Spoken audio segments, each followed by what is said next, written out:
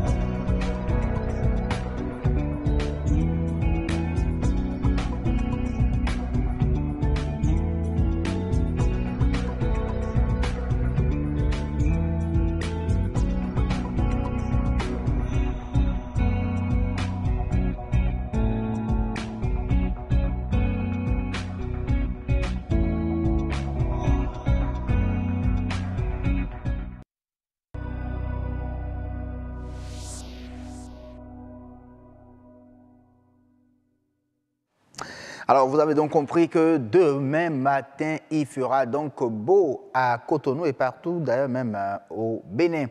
C'est le grand rendez-vous sur BB24 avec ce soir des astuces écolo pour donc préserver la terre nourricière.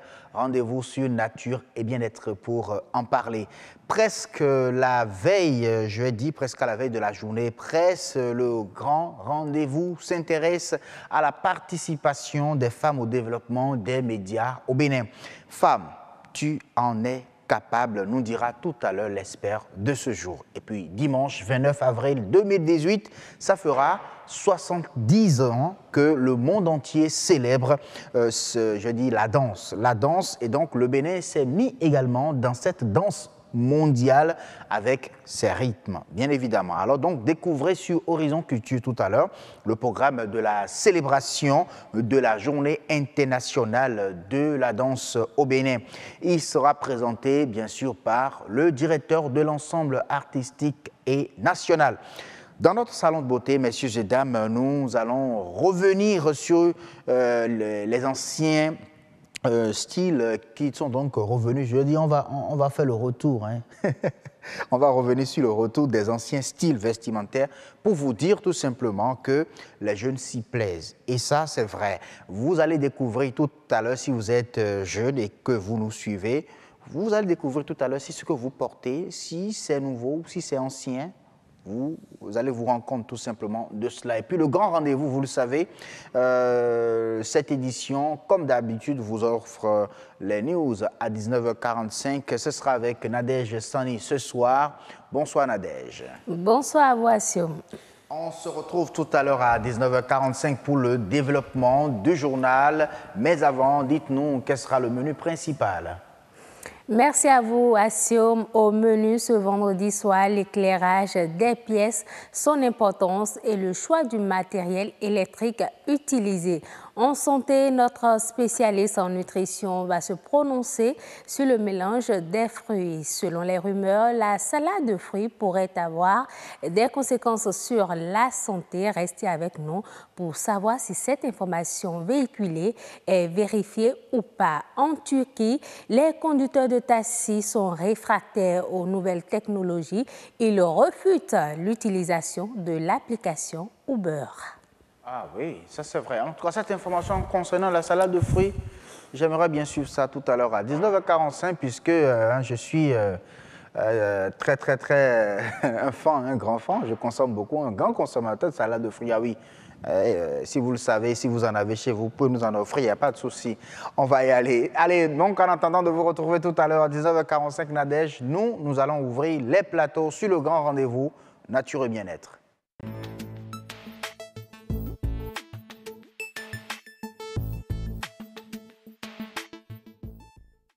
Nature et bien-être parle aujourd'hui de la préservation de la terre. Oui, on a commencé par en parler depuis le début de la semaine et ce soir, il sera question de vous présenter des astuces écolo. C'est dans un instant. On suit tout d'abord ce reportage et après on revient.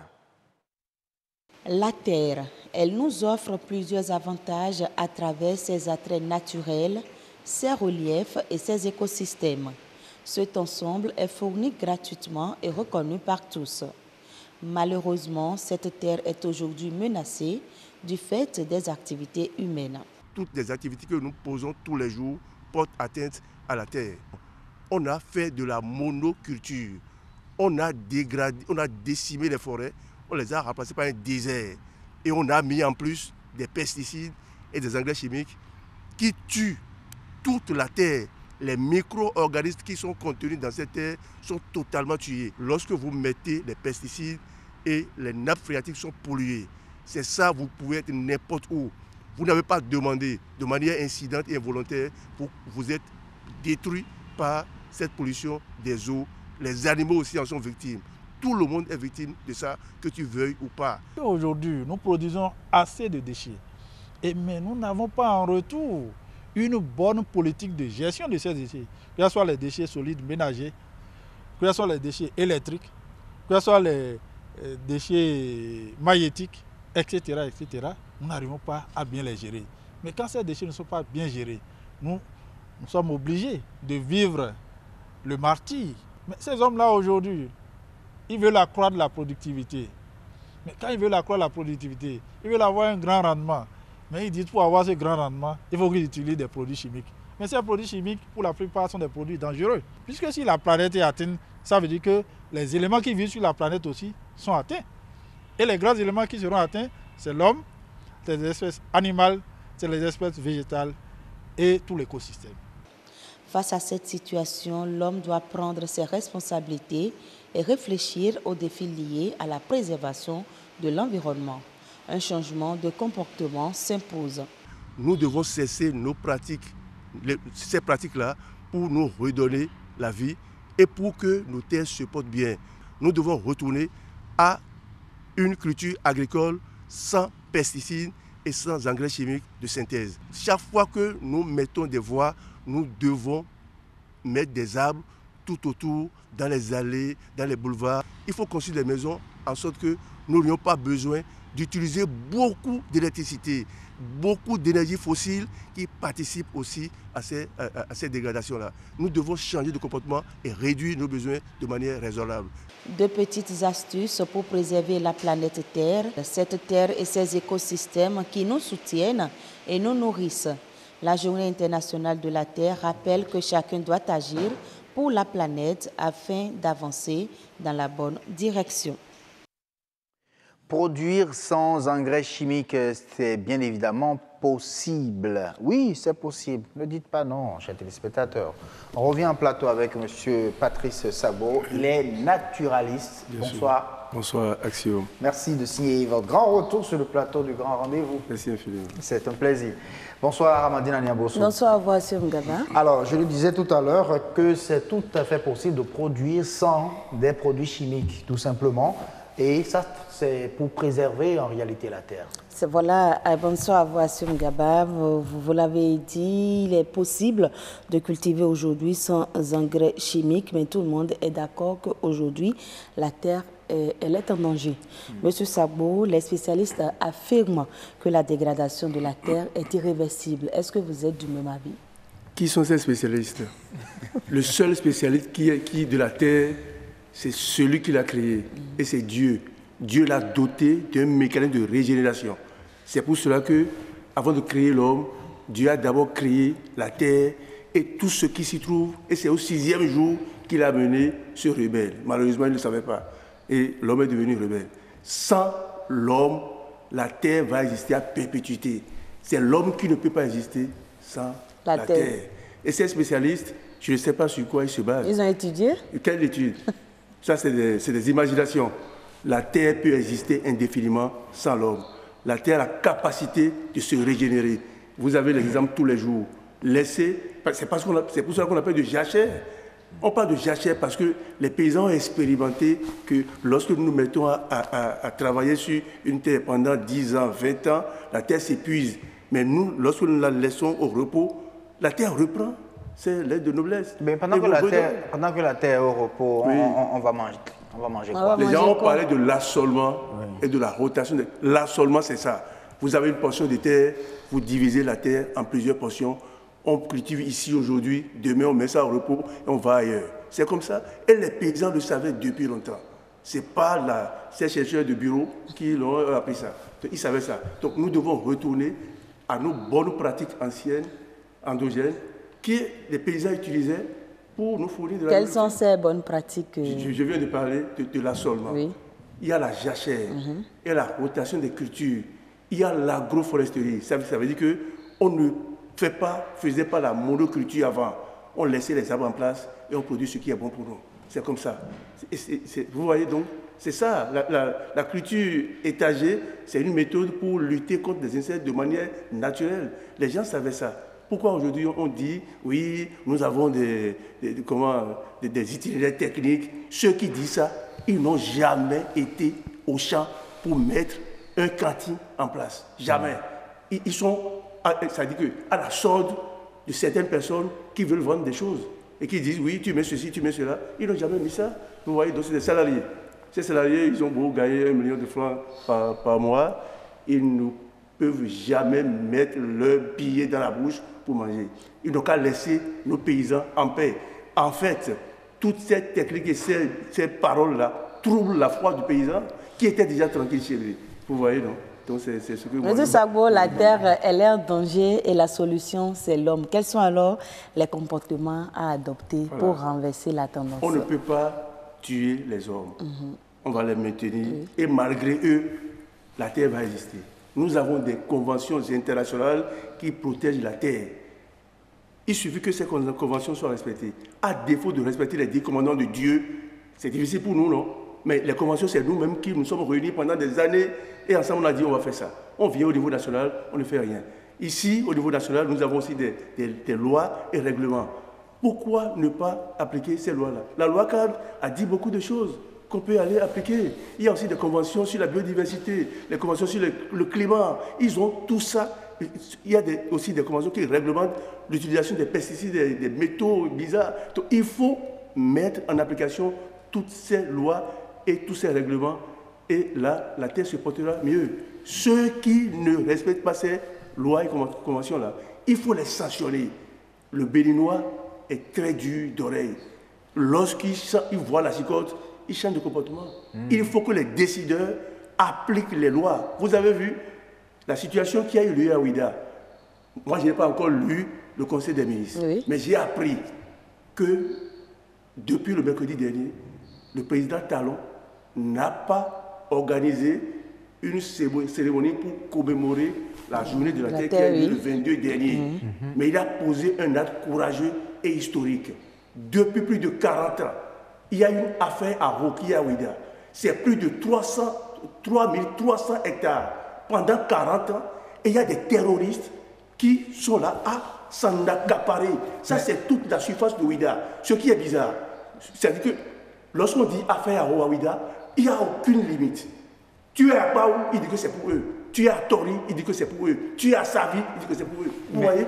Et à partir de ce mercredi passé, ces terres sont déclarées d'utilité publique. Ces terres sont déclarées d'utilité publique. Et qu'on soit contre ou pour le président, on doit acclamer parce qu'on vient de délivrer toute une population d'une gangrène qui a duré pendant plus de 40 ans. Oui, mais il faut applaudir ça. D'utilité publique, mais ils seront quand même dédommagés. Ne l'oubliez surtout pas. Vous voyez, le code, c'est le code foncier qui a prévu ce que le gouvernement a fait. Voilà.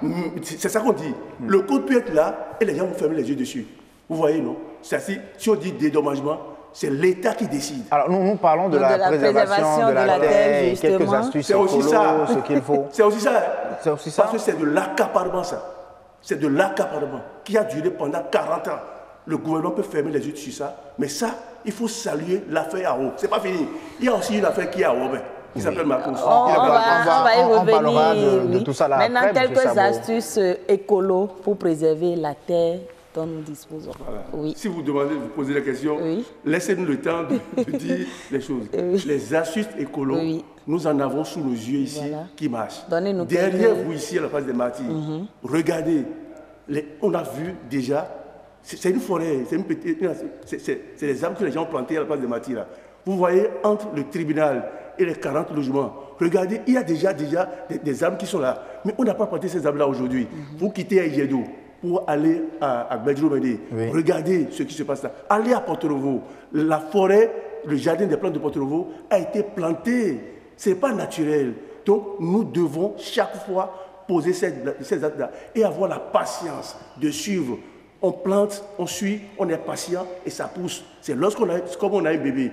Vous avez un bébé aujourd'hui, vous vous occupez de la grossesse, le bébé naît, on dit vaccination, on dit ceci, on prend soin et il devient un homme. C'est la même chose.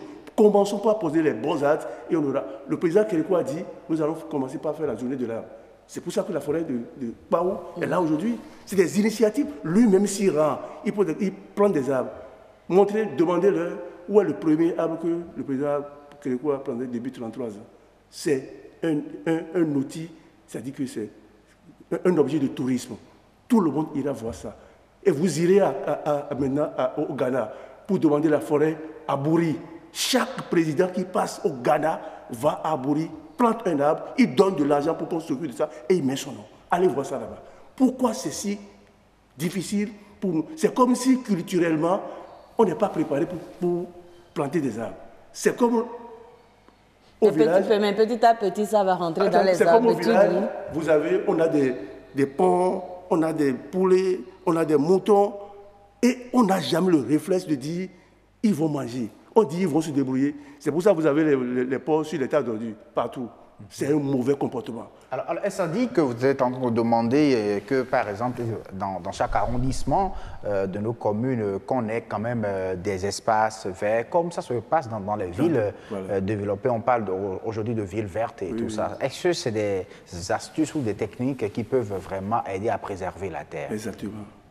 Les gens chantent changement climatique et ils n'ont rien dans le ventre. C'est nous-mêmes qui occasionnons ce changement climatique-là, sans proposer une solution concrète. Ils parlent maintenant de ville durable. On n'a que des concepts. Une ville ne sera durable que lorsque vous remplacez les espaces par des bétons et des buildings. Il faut remettre en place, il faut trouver des solutions pour remettre en place ces arbres-là. J'ai vu ça à Luxembourg. Vous sortez de Bruxelles, vous empruntez la voie pour aller à Luxembourg, vous voyez des forêts naturelles. C'est planté. Allez aux Pays-Bas, à Amsterdam. C'est des forêts plantées. Nous pouvons faire ici de même. Mais déjà au Bénin, des efforts se font déjà, puisque vous avez cité quelques exemples tout à l'heure. Allez demander ceux qui ont planté ça. Ce n'est pas le gouvernement. Ici, on a dit 10 millions mais si chaque individu, chaque citoyen béninois met la main à la pâte, on peut réussir, on peut gagner le pari. Il faut rendre à César ce qu'il y a à César. Le président Yahi Boni, lorsque le ministre Koudé Noubo était là, a fait un projet municipal, c'est 1 milliard où il faut avoir pour planter les arbres à Cotonou. Allez demander ça. C'est un jour, après 3 ans, que l'OCBN a pris des gradins pour aller tuer tous les arbres qui sont alignés au bord des rails en allant de Cotonou à Porto-Novo. Nous avons vu ça, nous sommes criés, on est allé aux eaux et forêts. Personne ne s'est inquiété de ça. Qu'est-ce qu'il faut faire encore? Le Béninois, il faut appliquer les lois. Il faut dire, lorsque tu implantes une maison à Cotonou, devant la maison, tu dois avoir un ou deux arbres et tu dois t'occuper de ça. Il y a des espaces verts. Lorsque les gens font les lotissements, est-ce que c'est difficile de dire, on déclare telle zone, forêt municipale, forêt rurale, forêt ceci, et s'en occuper? Ce n'est pas difficile. C'est même créer de l'emploi pour les jeunes qui vont s'en occuper. Le président Talon, là, il a interdit les produits pharmaceutiques. Lorsqu'il est venu, il dit, je ne vais plus voir l'exploitation, la coupe anarchique des bois. Maintenant, il veut frapper encore plus fort à Ouida. Il peut dire, à partir de maintenant, si tu fais une construction à Cotonou, tu dois planter un arbre. À Parakou, n'importe où, tu dois, c'est pas un, c'est plusieurs arbres et tu t'en occupes. Si tu ne fais pas ça, on t'emprisonne. C'est ça. C'est pas un peu sévère. Je vais vous dire, oui. Lorsqu'on dit caïcidra, ce n'est pas que l'ombre, c'est de guérir les maladies. Le caïcidra, son écorce, ses feuilles, ses racines guérissent des maladies. Pourquoi nous ne pouvons pas faire ça et nous abordons à la pharmacie? Vous voyez, c'est aberrant. Et on n'a pas un système social, sécurité sociale, ici encore assise pour nous prendre en charge. Nous avons des solutions faciles et nous faisons du n'importe quoi. Vous faites du béton, vous dites que oui, on a climatisation, puisque mon voisin a fait ça, je vais faire. Lorsque la SBE coupe le courant, vous pouvez rester dans les maisons. Alors que les arbres règlent. Les arbres règlent tous ces problèmes-là. Là, vous voyez, je prends toujours un exemple. Quittez Cotonou, venez au stade de... On a une minute. Il n'y a pas de problème. Venez au stade de l'amitié. Oui. Stade de l'amitié. Vous allez voir un fucus là. Les étudiants sont là. Ceux qui quittent Cotonou pour aller vers Fifadi là. Regardez, vous allez voir ça. Donc l'arbre joue un rôle important. Pour finir, j'ai vu que par rapport à ces histoires de terre, nature et arbres, personne n'est éduqué. Il faut revoir l'éducation environnementale à tous les niveaux, dans les écoles, dans les maisons, dans toutes les communes. Il faut appliquer les lois qui existent. Sans la loi, le Béninois ne répond à rien du tout. Il faut le faire. Merci beaucoup, M. Patrice Sabo, pour vos déclarations. Je le savais, hein, ça allait chauffer sur le plateau. Et quand M. Sabo vient, c'est que ça chauffe et c'est direct aussi, quoi. Donc, vraiment, merci beaucoup, M. Patrice. À très bientôt. Merci, Amandine. Excellent week-end à vous. Alors, j'espère que vous aimez danser aussi, hein, M. Patrice Sabo. Vous aimez danser? Mais les danses de chez nous font partie de la culture. Quel rythme, par exemple? Tous les rythmes qui sont endogènes à nous. Il n'y en a pas. Du nord au sud, il faut promouvoir ça. Parce que lorsque nous nous mettons au rythme des autres, qu'est-ce qu'on aura montré à l'international? Nous devons contribuer à la civilisation de l'universel. Et c'est vous qui lancez alors Horizon Culture, puisque nous allons parler de la fête internationale de la danse, bien évidemment. Merci.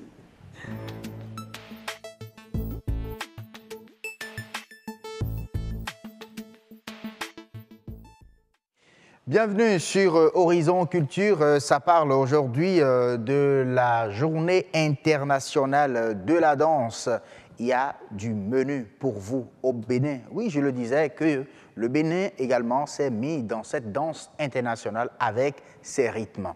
Et déjà sur le campus d'Abomey-Calavi, ça se passe très bien, où les étudiants, compte tenu bien sûr de leurs origines, se retrouvent pour valoriser leur culture, pour partager cette richesse-là dans ce monde estudiantin.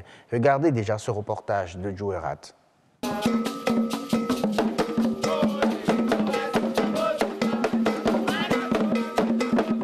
Campus de l'université d'Abomey-Calavi, le caractère cosmopolite de ce lieu du savoir s'élargit à la culture. C'est le groupe Goumbé des étudiants Idacha de l'université d'Abomey-Calavi. Le HCE est constitué de 8 différentes sessions. Là, nous faisons de la danse traditionnelle, de la danse moderne comme on appelle la chorégraphie, les arts plastiques, la couture, la coiffure, la musique moderne et le théâtre. Des étudiants restés connectés à leurs racines culturelles, de jour comme de nuit. La vigueur dans le mouvement, des pas typiques du Bénin. Pour nous, notre culture, c'est ce que nous avons de chez nous. Donc ce que nous avons de chez nous, c'est les danses traditionnelles. Donc c'est pourquoi nous tenons assez à les valoriser. Une région sans identité est une région perdue. Alors, le Goumbé, c'est le rite authentique spécial de Idacha. C'est pour cela que nous sommes intéressés au Goumbé. Je ne peux pas faire par exemple la salsa que les Espagnols. Je ne peux pas faire du hip-hop que les Américains. Je ne peux pas faire les danses contemporaines que les Français. Donc ça, c'est ma culture. Je peux vendre mieux ma culture à l'extérieur. Je peux me faire voir à travers ce qui vient de chez moi. Le Goumbé, le Sakbata, le Tipenti, le Fambiéfé ou encore le Rouga-Akoron ne sont pas les seules danses qu'exercent ces étudiants danseurs. Il y a également le Zeni, le Bolojo, le Kopiako et bien d'autres exécutés par des troupes de danse traditionnelles de l'UAC et l'ensemble artistique et culturel des étudiants, EACE. Une organisation créée il y a 40 ans qui a permis à plusieurs artistes confirmés de forger leurs premières armes.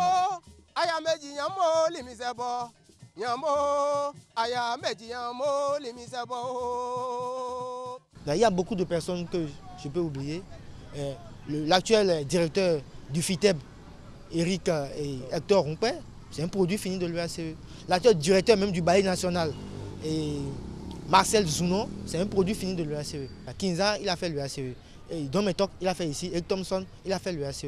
Composé d'étudiants issus d'universités publiques comme privées, le ACE a représenté le Bénin dans plusieurs événements culturels sur le plan local et à l'extérieur.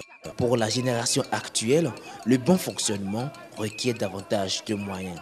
Nous ne demandons pas de l'argent, mais s'ils peuvent nous trouver ces matériels de travail, bon, on s'en passe, on va toujours continuer à valoriser notre culture. Il vous faut de matériel pour travailler, il vous faut de matériel, par exemple des tam-tams, des cascanettes, des gants et autres pour former les étudiants. Mais sans ces matériels-là, vous ne pouvez rien.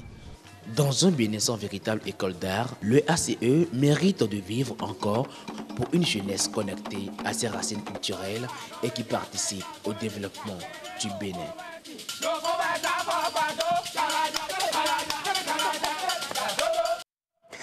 Vous avez donc compris, on était bien sûr sur le campus d'Abomey-Calavi et je rejoins bien sûr sur ce plateau deux grands hommes de la danse béninoise. Il s'agit bien sûr de Marcel Zounon, qui est le directeur de l'ensemble artistique national.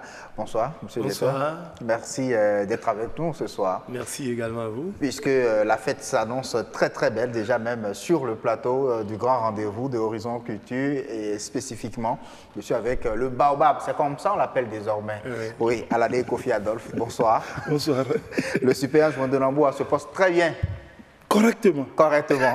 En tout cas, c'est un plaisir de vous avoir sur ce plateau puisque c'est un événement également spécial pour le Bénin et pour le monde entier. La journée internationale de la danse, l'édition 2018. Il paraît qu'il y a un programme alléchant au Bénin. Oui, exactement, monsieur le journaliste. Je crois que nous devons remercier d'abord les téléspectateurs et également tous ceux qui travaillent ici à l'OETB, quand même à la télévision BB24, pour le travail de relais que vous faites dans le but de toujours promouvoir ce patrimoine culturel qui est là.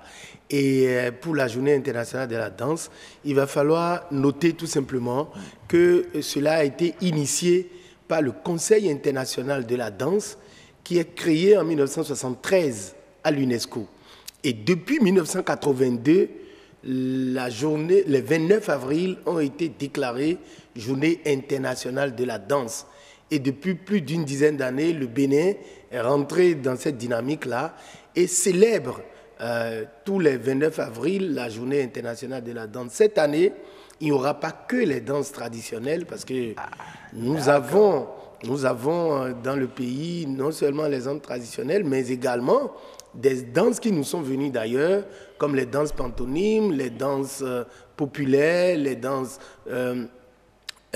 contemporaines, et qui seront exhibées notamment sur le grand podium du palais du stade de l'amitié Mathieu Kérékou le dimanche après-midi à partir de 15h. Et le dimanche matin, il y a quelque chose d'inédit, parce que là, je vous dis, le ministre Oswald Boumiki est en train de veiller à ce que désormais, la danse et le sport contribuent véritablement, mettons, la culture et le sport contribuent véritablement au rayonnement de notre pays. À ce titre, oui. Les organisateurs de cette édition, la Confédération béninoise de la danse, s'est rapprochée des sportifs et ils ont concocté un programme alléchant qui aura lieu au stade de l'Amitié le dimanche matin à partir de 7h, où les sportifs auront droit à certaines danses de notre pays et d'autres danses venues d'ailleurs, dans le cadre d'une synergie à mettre en place entre la culture et le sport, étant donné que la danse elle-même, elle est déjà un sport tout au début, et quand bien même elle permet de tordre et de retordre le corps au son de la musique entretenue par les battements de poitrine, les instruments de musique divers qui sont d'ici ou d'ailleurs. Nous pensons que cette année, non seulement on aura tout sur Cotonou, mais il y a également des manifestations, comme on l'a montré tout à l'heure, à l'université, à Porto Novo, à Abomey, à Nati et dans tout le Bénin, tous les départements du Bénin vont vibrer au son de la danse parce que nous avons compris que la filière danse devait être revisitée pour assurer le développement de notre pays. Bien sûr, de notre pays. Je reviens à M. Aladé Kofi Adolphe pour parler au niveau, bien sûr, de la Confédération béninoise de la danse, le sport et la danse ensemble aujourd'hui.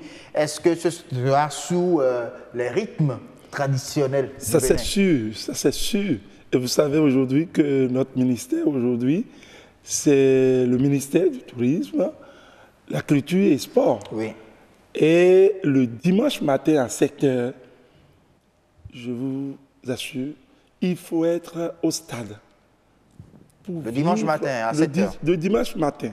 Et je veux te voir aussi danser. Ben, j'y serai, il n'y a pas de souci. Nous avons invité tout le monde. OK. L'Assemblée nationale, le gouvernement, tout le monde au stade à 7h. Et vous savez, la danse, c'est du sport. Et si tu ne fais pas du sport, tu n'es pas en forme. Voilà. Il faut le faire.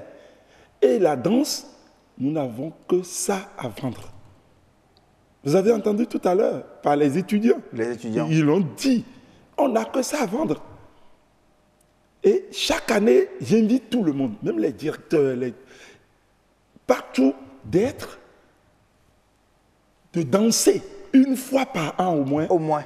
Les 29 avril. D'accord. Il faut danser une fois par an. Par an. Les 29 avril. Oui. Donc, le dimanche 29, j'invite tout le monde de danser. Et le directeur vient de le dire tout à l'heure sur les antennes de l'OTB. Nous invitons tout le monde, même les malades. En cas de danser, ils seront guéris. Ils seront guéris, tout simplement. Donc, ça va se passer comment? Vous avez invité l'Assemblée nationale, on a invité tout le monde. Le peuple également. Le peuple. Tout le monde sera là. Le peuple. Et donc, il y aura des percussionnistes. Des tout le monde sera en live et on va jouer. a choisi au moins 4 danses de chez nous. OK. Le Agbadja. Waouh. Agbadja. Le Tipenti de l'Atakora. De l'Atakora. Massé Gourou de Porto Novo. Waouh. Le Zeli. Le Zeli. D'Abomey. Donc, ça c'est sûr. Il faut être là pour danser. Le dimanche matin à 7h. À 7h. Le dimanche à 15h dans l'après-midi, sur un grand podium, il y a au moins 36 groupes du Bénin qui vont jouer. Ça là, dirigé par le ministre de la Culture et des Sports. Ozad Beki. Ah, venez voir, il va danser le dimanche matin. On verra. Il va danser le dimanche matin, il vient dans le spectacle à 15h. Il vient, voilà, à 15h. Je crois que vous êtes invité. Ah oui, je serai. Il n'y a pas de souci. Alors, monsieur, quand on parle vraiment de danse, de rythme au Bénin, quels sont ces rythmes-là qu'on peut réellement mettre en exergue pour être présent et pouvoir conquérir aussi des marchés culturels, bien évidemment, Oui, moi je pense que le Bénin est diversement bien installé en matière de culture. Et lorsque vous interrogez, que ce soit les départements du Sud Bénin, les départements du Centre, les départements du Nord Bénin, il y a toujours ces danses qui relatent l'identité de chaque peuple du Bénin. Et c'est une richesse pour nous, pour notre pays.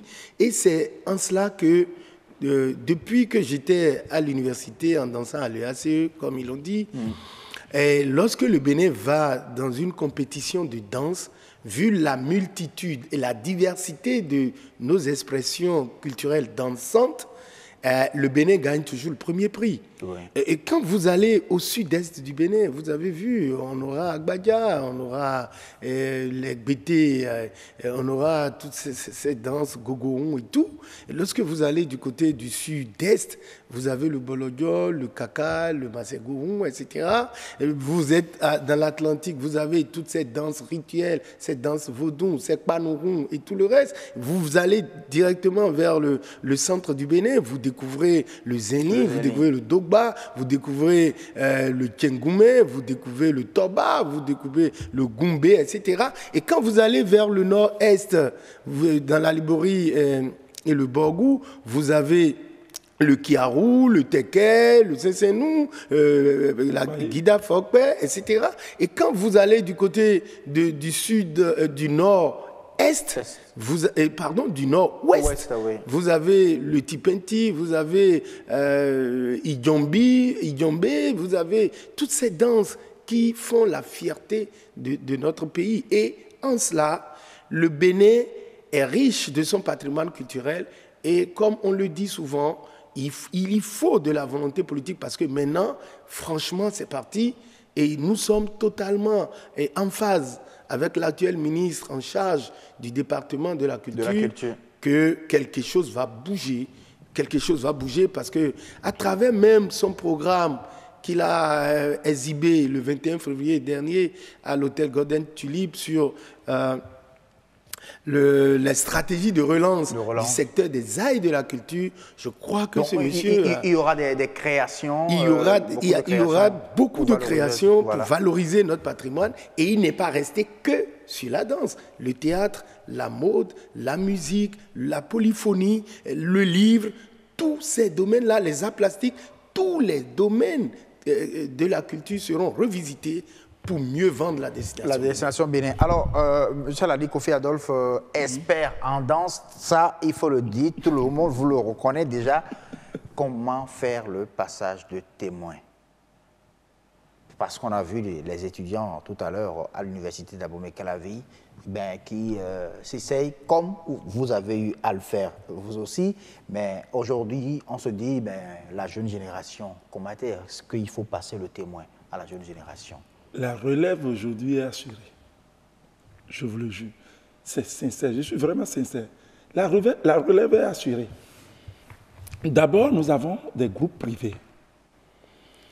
Et les jeunes de 12 ans, 10 ans, 12 ans, 15 ans, sont avec nous.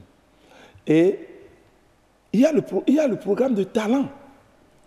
Aujourd'hui, on va commencer par apprendre à danser dans les écoles. Dans les écoles. Dans les écoles. Et on va lancer ça dans quelques semaines. Et vous savez, ça fait longtemps, nous avons fait des trucs à l'école, coopératives scolaires, égal à tout là. Et puis on jouait, je ne sais pas si vous l'avez fait. Non, on n'a pas fait la mais le directeur. Le directeur en a fait. Oui. École nouvelle égale unité de production. Vous voyez? Et aujourd'hui, c'est assuré, il y a programme talent par le président de la République et on va lancer ça dans quelques semaines. Dans quelques semaines. Et à l'école, déjà, il faut apprendre à danser, il faut apprendre à faire le théâtre, il faut apprendre à faire les arts plastiques, il faut apprendre la musique. Vous voyez? Et c'est urgent, ça va se faire. Mais dans les groupes privés aussi, ça se prépare. Ça se prépare. Ça se prépare, donc il n'y a pas de problème. Il n'y a pas de problème là, par rapport à cela. Je vous ai dit tout à l'heure qu'on a... Et aujourd'hui, nous avons une confédération béninoise de danse qui s'occupe de tout ça là, la COBED. Et la journée internationale est coiffée par la Confédération. Par la Confédération. Merci beaucoup. Nous dirigeons, bien sûr. Que vous dirigez, bien évidemment. Merci beaucoup à vous, Monsieur Alade Kofi Adolphe. Merci, Marcel Zounon, directeur de l'ensemble artistique national. Donc, on invite tout le peuple béninois à venir danser dimanche. Oui, tout le peuple béninois est invité à danser dans les maisons, dans les collectivités, dans les mairies, dans les écoles, partout. Parce que, comme l'a dit Alade, la relève est assurée parce que pour la plupart des chorégraphes qui tiennent les groupes de danse aujourd'hui au Bénin, ils sont passés par Maître Alade. Et c'est une fierté de pouvoir le relever en disant bravo, quelque chose se fait et la filière danse pourra contribuer également au rayonnement de notre pays. Merci beaucoup à vous d'être venu, de vous être rendu disponible pour nos téléspectateurs. Merci. À très bientôt. Merci. À très bientôt. Donc. Allez, on continue avec l'espèce. Cette fois-ci, nous allons parler de la participation des femmes au développement des médias. C'est avec l'espère.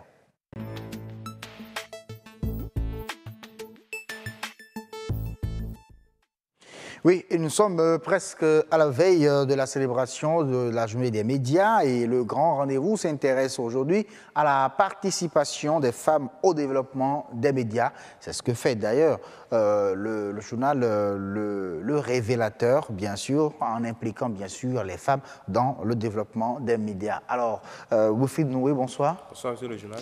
Je rappelle que vous êtes le directeur de publication de Le Révélateur. Et vous dites que les femmes sont capables également de participer au développement du Bénin. Okay. Et pourquoi? Merci, monsieur le journaliste. Nous l'avons cru. Nous avons cru à cette vision et depuis 2008, au niveau de notre organe de presse, Le Révélateur, nous avons initié un projet que nous avons dénommé la Journée Presse, Femmes et Développement parce qu'il fut, il y a de cela 10 ans, que au sein de cet organe de presse, nous n'avons pas 10 femmes. Nous n'avons pas 10 femmes. Et vous avez combien d'hommes? Il y a des centaines d'hommes. Maintenant, aujourd'hui, après 15 ans de vie, nous nous sommes rendus compte qu'il faut réfléchir autrement. Il faut alimenter les réflexions autour de la promotion du genre, du genre dans le domaine de la presse. C'est pourquoi nous avons initié ce projet pour faire la promotion de la femme dans le métier de la presse. Et l'objectif principal de ce procès est de susciter les étudiantes, de donner le goût de la presse aux étudiantes, surtout notamment, à s'intéresser au métier de la presse. Et voilà ce qu'aujourd'hui nous avons réalisé des exploits, des prouesses. Nous avons connu des directrices de publication au niveau de cet organe de presse. Et voilà un peu le contexte dans lequel nous avons initié le projet et là où nous en sommes aujourd'hui. Et vous pensez, alors ces femmes-là que vous arrivez à convaincre quand elles viennent, quel est le parcours? Vous sentez réellement que le monde des médias avait réellement besoin de ces femmes-là? Oui, le monde des médias avait à continuer il y a ce manque encore, ce déficit que nous devons combler parce que d'abord, le rôle que les médias jouent dans la promotion, que ce soit de la femme ou quelle que soit la nature, ce pouvoir que nous avons de communiquer autour, de relayer les informations. Lorsque vous êtes une femme leader aujourd'hui et vous êtes professionnel des médias, quelle serait votre contribution dans ce domaine que vous êtes? Comment vous pouvez aider d'autres femmes à pouvoir s'émerger, à pouvoir être connues de tout le monde? Quelle partition vous avez à jouer pour que les femmes qui réalisent des exploits ou qui font des œuvres qui ne sont pas connues du grand public, qu'est-ce que vous, en tant que professionnels des médias, leaders et femmes, vous pouvez faire pour aider ces derniers à faire connaître ce qu'ils font, leur savoir-faire et s'imposer aussi dans leur domaine. Parce qu'il faut reconnaître, il y a des femmes qui réalisent des exploits, qui font des choses qui sont concrètes, mais il n'y a pas une communication autour. Et naturellement, vous le savez, nous sommes dans une société patriarcale où les femmes ne sont pas promues, où tout ce qu'elles font, c'est sous les hommes. On dit, derrière un homme réussi, il y a une femme. Alors, ce n'est pas toujours ça. Même, on dit, à côté d'un homme réussi, on dirait, il y a une femme. Donc, vous allez mettre les femmes à côté des hommes et non derrière. Ah oui, tout simplement. Alors, mais quand on pense à la participation des femmes au développement des médias, et parlant bien sûr des actions, vous en avez identifié quelles actions, par exemple? Nous, au niveau de l'université d'Abomey-Calavi, nous avons, pour ce projet, surtout cette année, identifié 3 actions. Okay. Premièrement, nous avons lancé un module ou des modules de formation à l'endroit des étudiantes, des journalistes même. Nous avons d'abord lancé un recrutement spécial pour les jeunes femmes désireuses de faire leur parcours dans le domaine de la presse. Nous avons recruté des étudiantes. Nous avons lancé depuis 1 mois environ leur formation dans le journalisme. Oui. Et après, nous avons lancé le projet Journée Presse Femmes et Développement qui continue actuellement.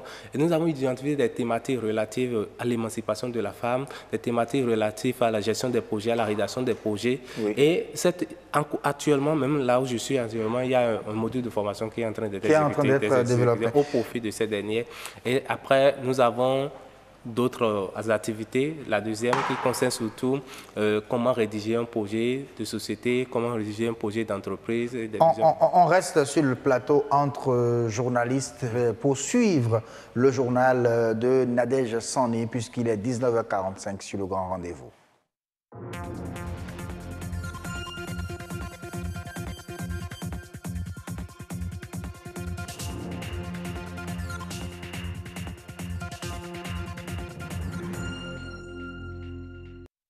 Bonsoir à tous, merci de prendre le rendez-vous de l'information sur BB24. Voici les titres. Un éclairage bien pensé joue un double rôle. Bien choisir son matériel d'électrification peut non seulement réduire les factures d'électricité, mais aussi vous mettre hors de danger. Contrairement aux rumeurs, la salade de fruits n'aurait aucun effet négatif sur la santé.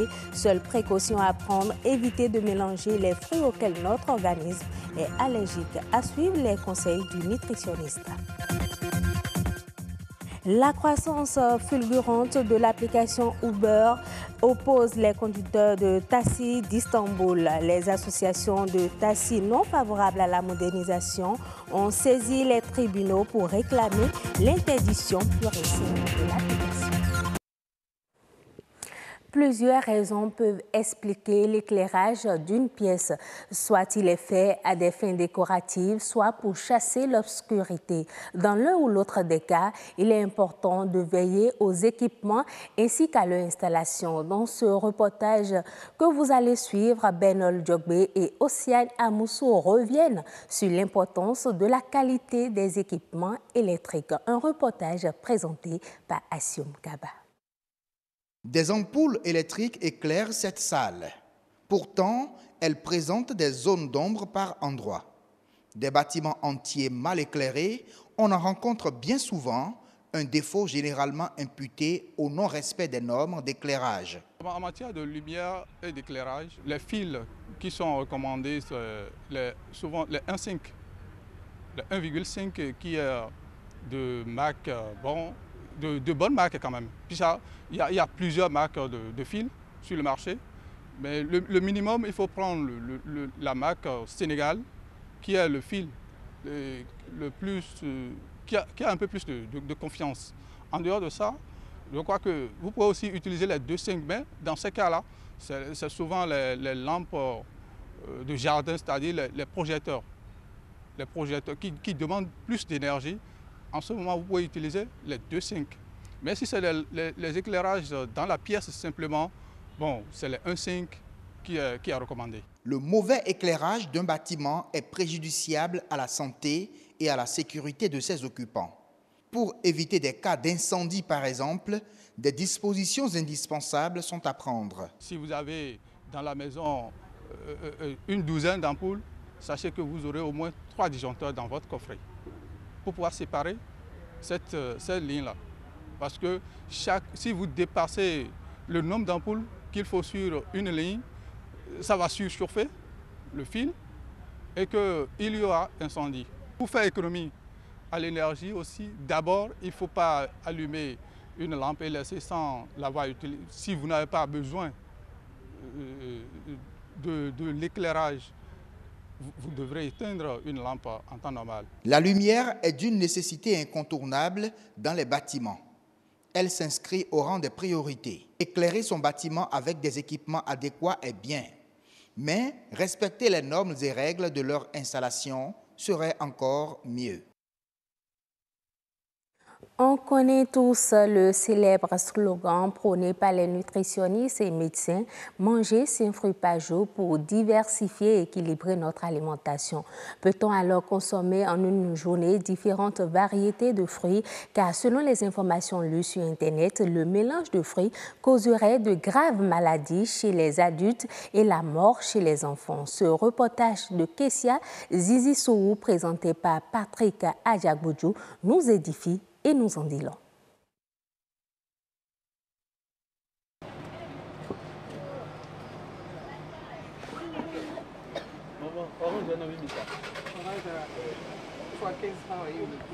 Consommer de l'orange et d'autres fruits 2 à 3 fois par jour, une habitude pour Dieudonné et Léandre.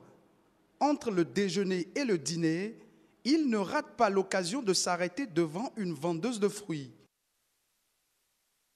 Moi, j'aime les fruits parce que ça fait du bien à l'organisme.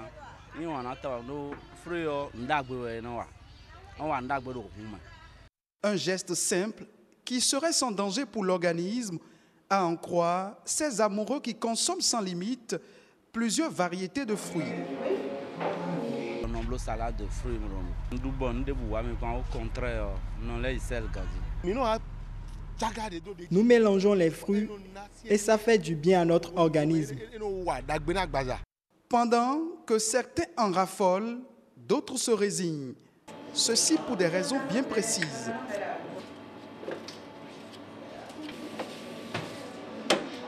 Le mélange, je ne fais pas. Pourquoi? Parce que j'ai lu sur les réseaux sociaux que c'est pas bon de faire le mélange des fruits.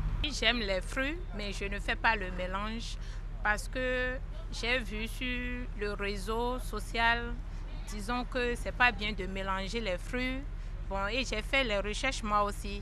C'est pour ça que je ne fais pas le mélange. Sur les réseaux sociaux et sur Internet, des informations circulent et sèment la psychose. Une spécialiste se prononce sur la question. C'est vrai que le web regorge beaucoup d'informations qui ne sont pas toujours vérifiées quant au mélange des fruits, leurs inconvénients et autres.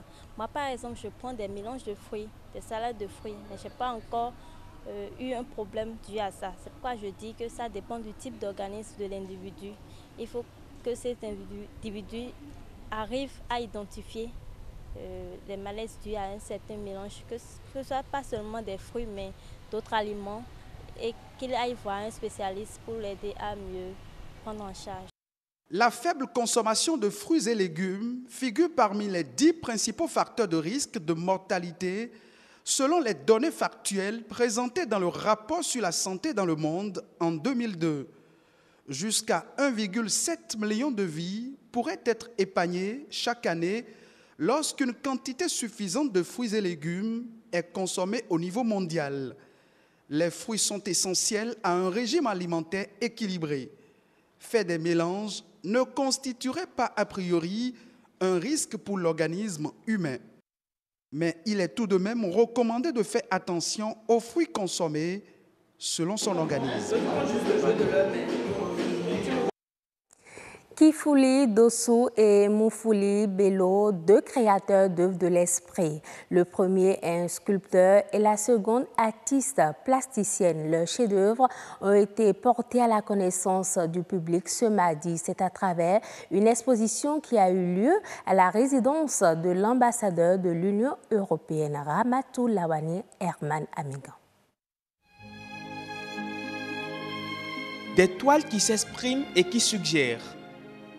À travers ces chefs-d'œuvre, c'est toute une identité qui se dévoile, une histoire qui se conte et une épopée qui se raconte.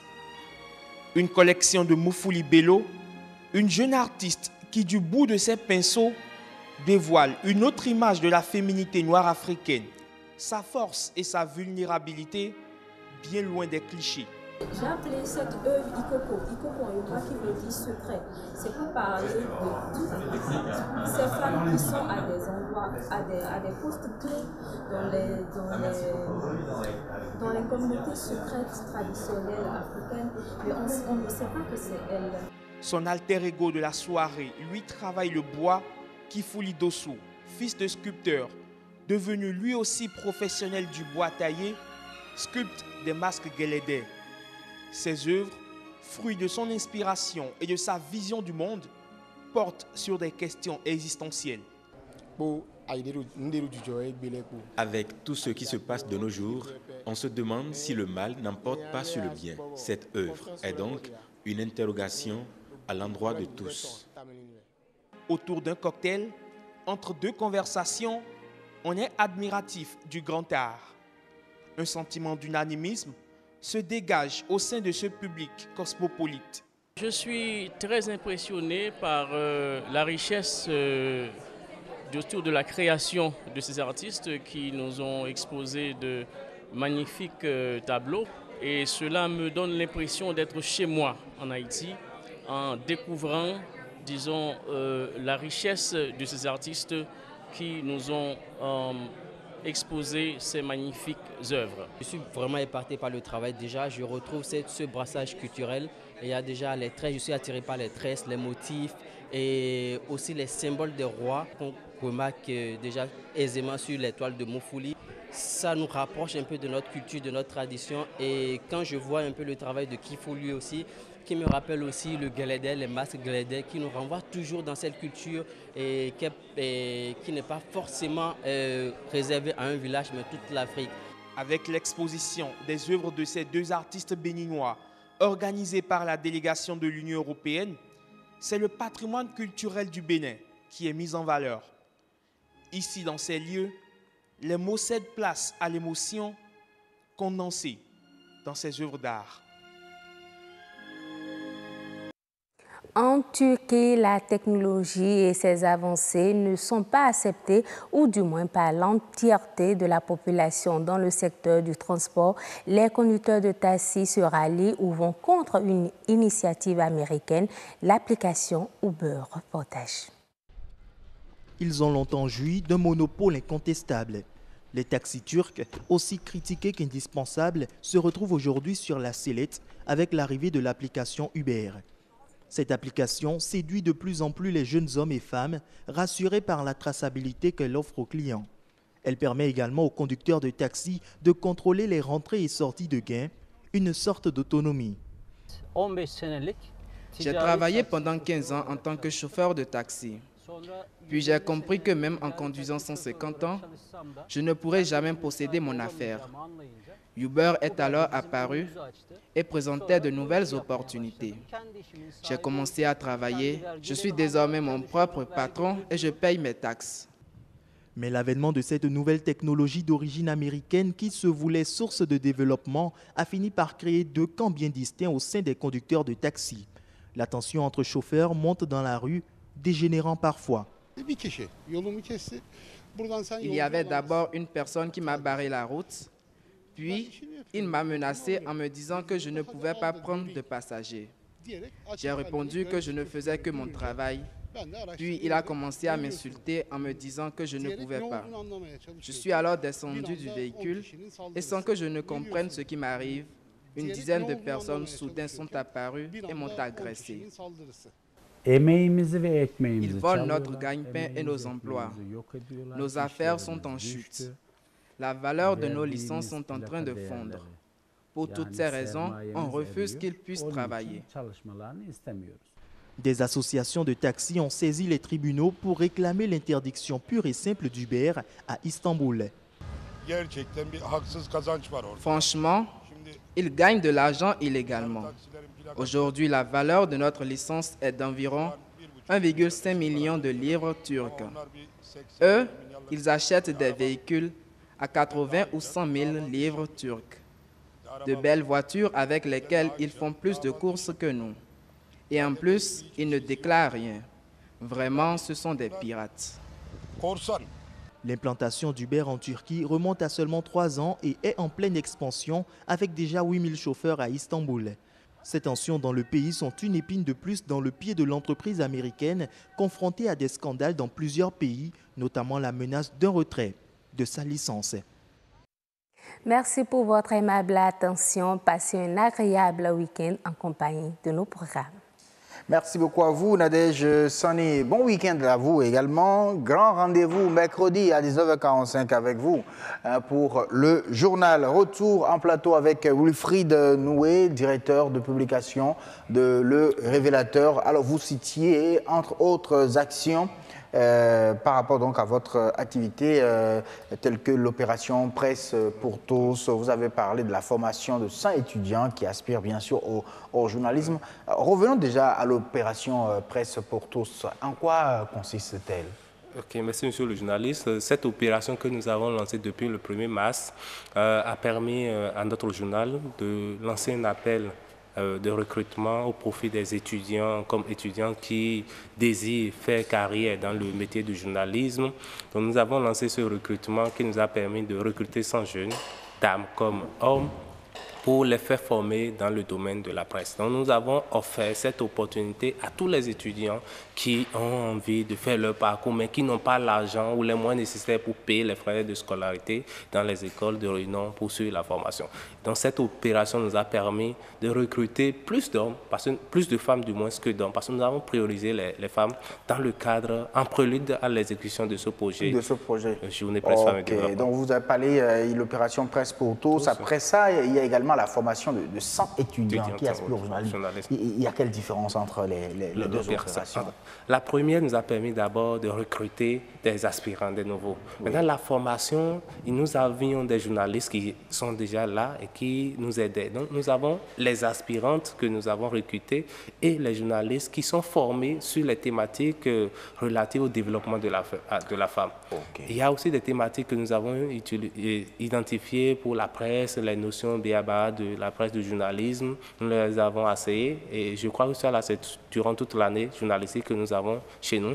Maintenant, la priorité au niveau de cette formation, c'est beaucoup plus, nous allons beaucoup plus axer sur le développement de la femme.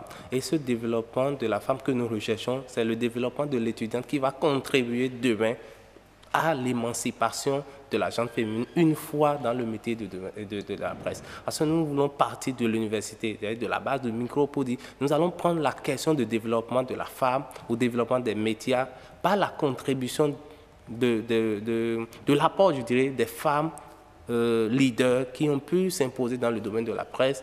Leur contribution déjà doit partir de l'université, de la base. Il faudrait qu'elles soient des militantes, des gens qui sont engagés déjà pour l'émancipation, pour l'autonomisation avant de rentrer dans la vie professionnelle, dans la vie active. Donc c'est pourquoi nous avons jugé de les former, de leur donner des notions, de les susciter ou de les motiver à plus d'engagement public ou de militantisme. Voilà, voilà, pour favoriser bien évidemment les femmes. Voilà. Vous avez eu à faire également un appel à proposition de projet visant donc à lutter contre les violences dans les milieux universitaires. Cette activité, je crois qu'on peut se donner, on a parlé de Journée Presse Femmes et Développement. Nous avons réalisé un projet que nous avons appelé Journée universitaire de lutte contre les violences faites aux femmes et aux filles. Et c'est à l'issue de cette journée que les femmes, les dames et les étudiants eux-mêmes, elles ont proposé que désormais il faudrait que nous associons elles-mêmes pour qu'elles puissent faire un diagnostic de ce qui leur arrive. Parce que, qu'on le veuille ou pas, ce qui constitue des obstacles, les obstacles ou le handicap que nous avons souvent lorsque nous parlons de la promotion de la femme dans les instants de prise de décision, c'est souvent nous, les hommes, qui ne cèdent pas de place, où il y a ce phénomène de harcèlement, de violence qui font que plusieurs femmes sont réticentes à s'engager dans les associations, à militer, ou carrément il y a des hommes qui refusent carrément que leurs femmes ne travaillent pas, ne travailleront pas, parce qu'on sent que voilà, si ma femme travaille dans telle structure ou à tel niveau, à tel poste de décision, elle sera influencée par tel responsable qui pourrait banalement abuser d'elle. Donc c'est des situations que nous vivons, que nous entendons, et elles-mêmes ont formulé cette recommandation et nous voulons former d'abord ces étudiants sur la gestion des projets, la rédaction de projets du moins, et après elles vont faire des propositions d'idées pour la lutte contre ces obstacles, ces handicaps dont je viens de citer. Et nous allons en faire des plaidoyers, que ce soit au niveau du rectorat, que ce soit au niveau du ministère, pour porter la voix de ces étudiantes qui ont réfléchi, qui ont mené leur réflexion à identifier des approches de solutions contre un phénomène, contre un mal. Ah oui, ça, je vois. Alors, c'est une manière donc de pouvoir corriger l'image négative que le public a du milieu de la presse, du secteur média. En réalité, comme quoi c'est un secteur où il y a beaucoup de vicieux et tout le reste. Et bon, on se dit, il ne faudrait pas que ma fille entre dans ce milieu parce que il y a des gens qui sont vraiment de morale un peu douteux, c'est ça? Oui, c'est ça, parce que souvent, aujourd'hui, quand vous voyez une dame, les journalistes, vous savez, entre griffes, comment on la qualifie, souvent, il y a des étiquettes qui leur sont collées, on dit, voilà, c'est de telle catégorie, c'est des gens qui ne se marient pas, et alors qu'à l'intérieur, il y a des problèmes qui, je dirais, nous avons des gens ou des attitudes qui suscitent cela, qui donnent cette impression. Donc, il faudrait que celle qui veut s'engager désormais soit formatée, il faudrait qu'on leur donne un culte des valeurs, des stratégies ou des astuces pour pouvoir faire face à ces situations quand elles seront devant des cas pareils. Voilà un peu. Voilà on a parlé de militantisme. Est-ce qu'il y a quand même un creuset pour capitaliser tous ces acquis-là issus des différents projets? Oui, lorsque nous avons fini les activités du projet, je crois qu'il y a un atelier de capitalisation que nous allons faire et c'est à l'issue de cet atelier que nous allons constituer ou confection des annales, des documents pour les recommandations, les plaidoyers, tout ce qui concerne le projet, faire le bilan. Et nous allons utiliser ce document pour faire le plaidoyer. Alors, journée presse, femmes et développement, ça finit quand? Ça finit le 30 mai. Le 30 mai? Oui, le 30 ah oui, donc vous avez avril et tout le mois de mai également. Comment inviter le public, permettre au public de participer, bien sûr, à ce projet? Oui, nous sommes à une phase où c'est les étudiants, c'est les 100 recrues qui sont en train de suivre la phase de formation. Et quand nous allons finir avec cette formation, d'ici le 1er mai, nous allons lancer l'appel à candidature pour la proposition de projet et d'idées, je dirais. Et là, c'est ouvert au public, à tout le monde, parce qu'il y aura une séance de recyclage, d'orientation qui va leur permettre d'avoir les éléments nécessaires, les outils nécessaires pour rédiger cette proposition d'idée. Wilfried Noué, je rappelle que vous êtes le directeur de publication de Le Révélateur. Merci d'être venu ici et du courage vraiment pour ce projet. C'est un projet vraiment pertinent et je trouve qu'il faut en réalité corriger l'image de la presse, du milieu média, surtout au Bénin. Allez, portez-vous bien. Ok, merci. Et on se dit à très bientôt et bien des choses à toute la rédaction de Le Révélateur. Le grand rendez-vous, nous allons continuer bien sûr avec ActuWeb, bien évidemment, puisque l'ActuWeb, c'est l'actualité sur la toile et qui nous est présentée bien sûr par Rolande Chidima.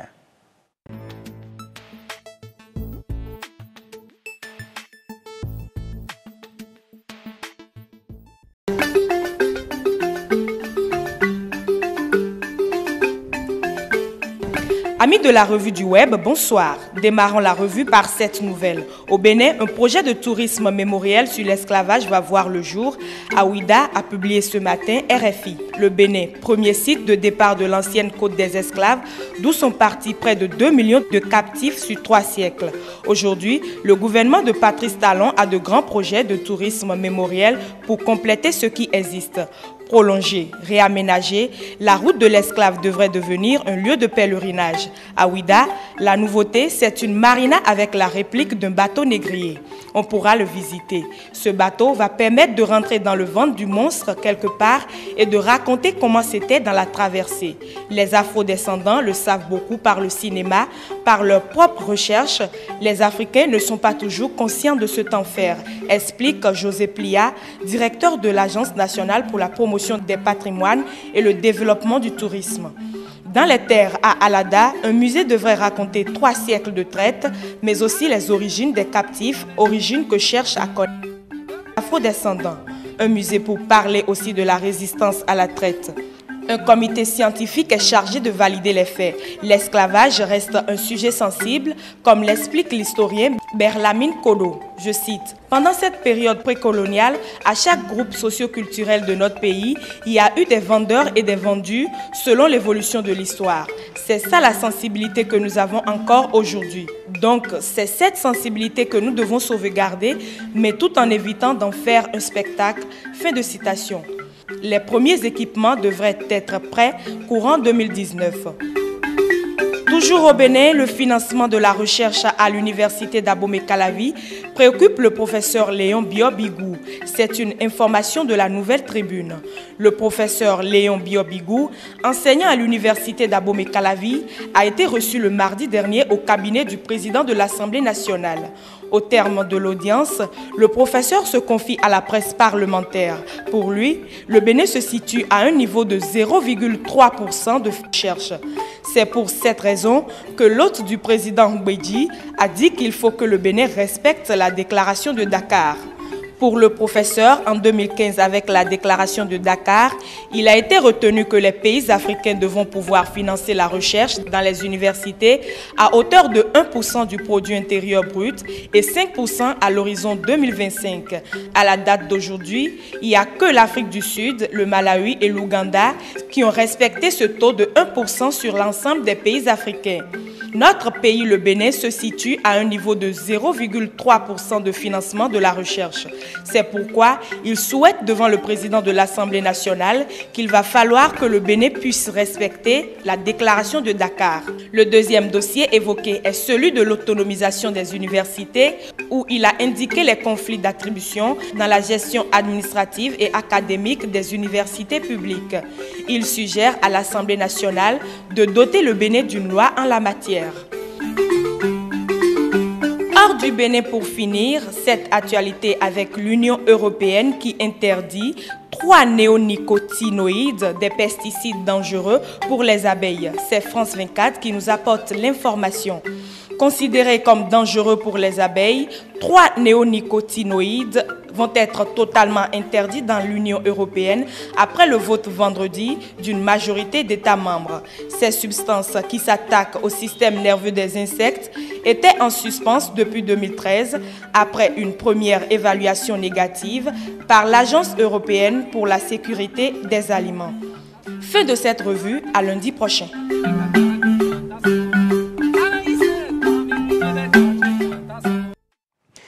Allez, merci beaucoup à vous, Roland Chidimé, pour la présentation de l'Actu Web. On va retrouver toute une autre équipe la semaine prochaine, certainement, à partir de lundi.